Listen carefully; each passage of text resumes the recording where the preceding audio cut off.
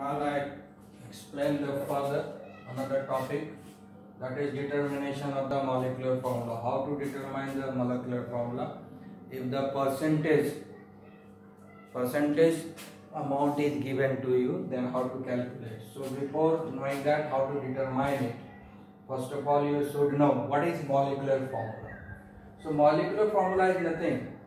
Molecular formula tells you the actual number of atoms of different elements available in one molecule of a substance or molecules.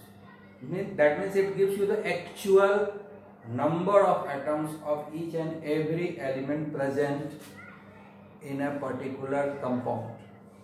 Just like, for example, I am taking the example of glucose here. Their molecular formula is C6H12O6. What does it mean by this molecular formula? That one molecule of glucose has got 6 atoms of carbon element, 12 atoms of hydrogen element, and 6 atoms of oxygen element. So it gives you the exact number of atoms, 6 carbon atoms, 12 hydrogen atoms, and 6 oxygen atoms, which constitutes one molecule of glucose. So what it gives you? It gives us the actual number of atoms of the various elements present in one molecule of a particular substance or compound. Now take the another empirical formula. Empirical formula for the same molecular compound. So empirical formula is nothing. It tells us the simplest ratio. There is a least ratio. So in mathematics you might studied during the ratio proportions, numerator, denominator, you cut it, you make it a smaller fraction. So in the same way, now take the common of these three. What can be taken as a common? That 6 can be taken common. If you take the 6 as common, then it will be 1, it will be 2, and it will be 1. Take the 6 as a common, like in mathematics you take. So when you take out the 6 multiple, 6 take out as a common factor. 6 as a common factor you take out. So it will be 1, hydrogen will become 2, and oxygen will become 1. So what it is? It is the simplest ratio of these three elements. So whenever any formula gives you the simplest ratio of the various atoms present for a various elements in a molecule, then it is called empirical formula. Now this empirical formula, what it does tells you, what is the ratio here? Carbon is to hydrogen is to oxygen. What is? It is simplest ratio. 1 is to 2 is to 1.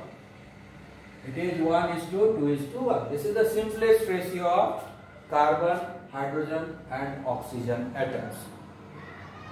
It is the simplest ratio. It is not telling you the exact number of atoms present in one molecule. So it is not giving you the idea of the one molecule of the substance. It simply gives you the ratio, simplest whole number ratio, not in fraction, simplest whole number ratio of these three atoms, carbon, hydrogen and oxygen. So this is the difference between the molecular formula and empirical formula. Now one thing you have observed, this is the empirical formula and this is the molecular formula. Multiply this one with the 6. Multiply this one with the 6. What you will get? You will get 6,6H12O6. So there is a relation between empirical formula and molecular formula. Empirical formula and molecular formula has got the relation. What is the relation? So molecular formula is nothing. Molecular formula is nothing but it is a whole number multiple of empirical formula. So molecular formula is the whole number multiple of empirical formula. That means if you multiply with any whole number, suitable whole number to this empirical formula, you get the molecular formula.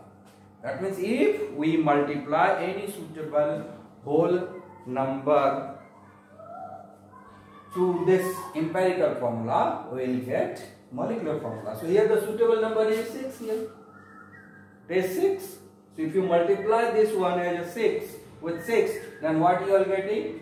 C6H12O6. So when multiply the simple whole number to this empirical formula, we will get the molecular formula. So this is the relation between the molecular formula and empirical formula. So molecular formula equal to empirical formula into n.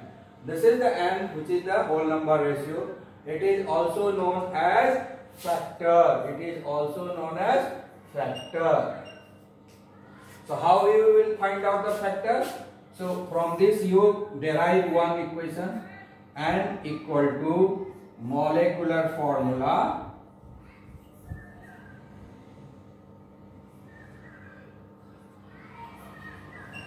by empirical formula. Okay, so how to find out the factor? This is the factor. How to find out this is factor? That is whole number multiple. How to find? Molecular formula, ratio of the molecular formula to empirical formula. So if you have got a molecular formula mass by empirical formula mass. So molecular formula equal to empirical formula into n. So n can be taken out. Molecular formula mass by empirical formula mass. You will get the factor n. So once you get the factor n, then multiply this into this empirical formula. You will get the molecular formula. So to get the molecular formula, we need two things. One is the factor, another is the empirical formula. So to derive the molecular formula from the percentage given, when you have been given the percentage of different elements present in a molecule, then you will be asked to find out the molecular formula of any substance. At that time you need two things. What you need? A factor and the empirical formula.